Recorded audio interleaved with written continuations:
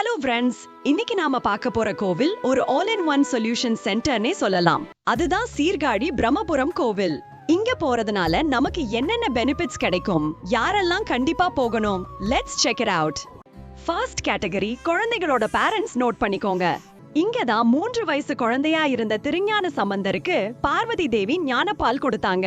உங்க குழந்தைக்கு பேச்சு வர தாமதமாகுதா, அதாவது டிலேட் ஸ்பீச், இல்ல அவங்க சரியா பேச மாட்டேங்கிறாங்களா, அப்போ நீங்க வர வேண்டிய இடம் இதுதான். இங்க இருக்கிற ஞான சம்பந்தருக்கு ஞாயிற்றுக்கிழமை மாலை, அதாவது சண்டே ஈவினிங்ஸ்ல ஒரு ஸ்பெஷல் பூஜை பண்ணா குழந்தைகளுக்கு பேச்சு திறன் வரதோட கல்வியிலையும், அதாவது எஜுகேஷனும் அவங்க சூப்பரா எக்ஸல் பண்ணுவாங்கன்னு ஒரு பெரிய நம்பிக்கை இருக்கு. செகண்ட், என் நேரமே சரியில்லை, என் தலையெழுத்து அப்படின்னு ஃபீல் பண்றீங்களா?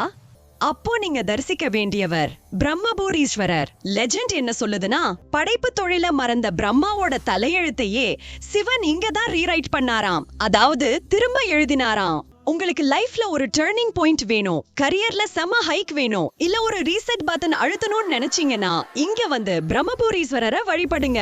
பிரம்மாவோட விதியையே மாத்தினவர் உங்க தலையெழுத்தையும் மாத்தி நல்ல பாதையை காட்டுவாரு. மூணாவதா, ஜோதிட ரீதியா ராகு கேது தோஷம் இல்ல சர்ப்ப தோஷம் இருக்கிறவங்க கவனத்துக்கு. நிறைய இடங்கள்ல ராகு கேது தனியா இருப்பாங்க, ஆனா சீர்காழியில ராகுவும் கேதுவும் நாகதேவதைகளோட சேர்ந்து இருக்கிறது ரொம்ப ரேர். கிரகங்களால ஏற்படுற தடைகள், அதாவது பிளானட்டரி ஆப்ஸ்டக்கிள்ஸ் நீங்கி வாழ்க்கையில ஒரு ஸ்மூத் ரன் வேணும்னா இந்த ஸ்பெஷல் ராகு கேது வழிபாட்டை நீங்க கண்டிப்பா மிஸ் பண்ண கூடாது.